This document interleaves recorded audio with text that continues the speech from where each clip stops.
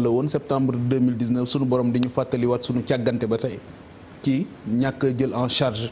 li nga xamante ni moom mooy question yi gën a crucial nga xam moo ëpp solo li ñuy wax yépp malheureusement mais tey jii brèche bu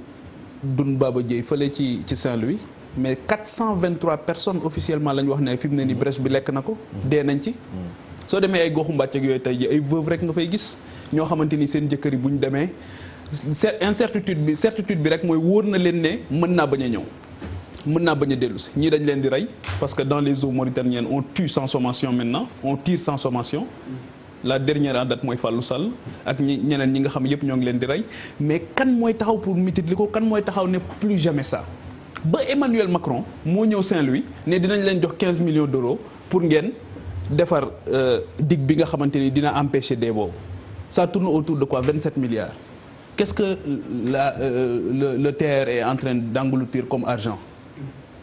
donc on a un problème de priorisation beneen bi mooy les acteurs yi nga xamante ni ñoom ñoo war a régler définitivement ce problème là dañ leen di affaiblir sur le plan institutionnel parce que tey jii je prends deux exemples da ngay jël la direction de la protection civile institutionnellement ñu jël ko rattaché ko ministère de l'intérieur amul moyen amul capacité d'action bi nga xamante ni moom la waroon am en termes de prévention boobu mooy bu njëkk bi mais dañuy ñëwaat le plus souvent dalal nañ fi ki nga xamante ni moom lañ fi envoyé woon une fois ay soldats la ñuy nekk ñoo xamante ni devoir de réserve mën ñu entretenir benn relation bu bizarre avec la hiérarchie li nekk ci ñoom mënuñu ko wax nga jël la brigade nationale des sapeurs-pompiers aujourd'hui ñi ko njëkk a diriger ay civil lañu woon ñu grève une fois ñu ne léegi civil dootu ko diriger désormais militaire moom moo koy diriger mais volonté la pour ne leen su ngeen amee lu ngeen wax tamit du ngeen ko wax donc obligation de résultat obligation de moyens dafa bari ñoo xamante ne dañ leen a dénk ay mission jaxase leen ak askan wi te joxuñu leen moyen ñuy subir nag les fantasmes et les caprices d'un politicien boo xamante ni moom la ñuy ñëw teg ko foofu te benn légitimité rek la am muy bokkoon ci ñiy taal pour ak ñiy saaga ñiy politique ñu jël borom xam-xam yi relégué leen au second plan même bu ñu defee avisé foofu rek lañ mën a yem mënuñu dépasser loolu kenn du leen déglu dañuy sax contester seen légitimité wala ñu jël teg ci sa wet koo xamante ni politicien la saa bu xëyee di la wax ne la amuloo fii sa raison d'être parce que bi ñuy faytoo woon c'est ça le mal du Sénégal leneen li mooy la sanction qui ne vient jamais dans cette affaire là mais qui est sanctionné qui est au box des accusés bi may déglu naa la conférence de presse du ministre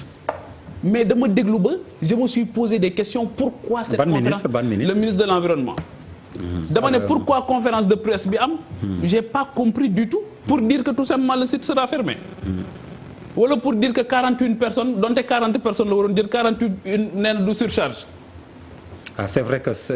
loolu it jaaxal na ñu bëri pirogue capacité bi nee nañ 40 la moom mu ne 41 ñoo yëg y a pas surcharge. mais xam nga ce qui est choquant mais ce qui est choquant te Bouba wax na ko mais ce qui est choquant te Bouba wax na ko mooy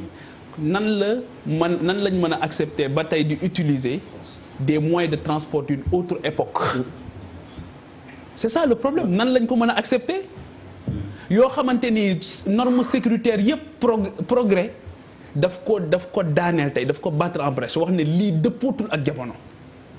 progrès scientifique weesu na foofu donc c'est le problème que nous avons donc de Saint-Louis en passant par Bettenty Joola ba li xew nii pirogue bi Pierre di wone mooy bi fa demoon na coque de verre bi ñuy wax donc Pierre nous montre ou en bois devant une houle c'est la même chose ça veut dire il y a une poussée c'est dynamique c'est physique mais pour man rien n'a changé donc tey jii li xew nii mën na xewaat suba bëri na ci Sénégal tey jii foo xamante ni li ñuy utiliser parce que talibé doon rey semaine yëpp moom lañ doon wax talibé doon rey léegi géej gi mooy rey géej gaa ngi rey sax xëy na communication bi ci war a am moom moo ci amul mais Pape Djibril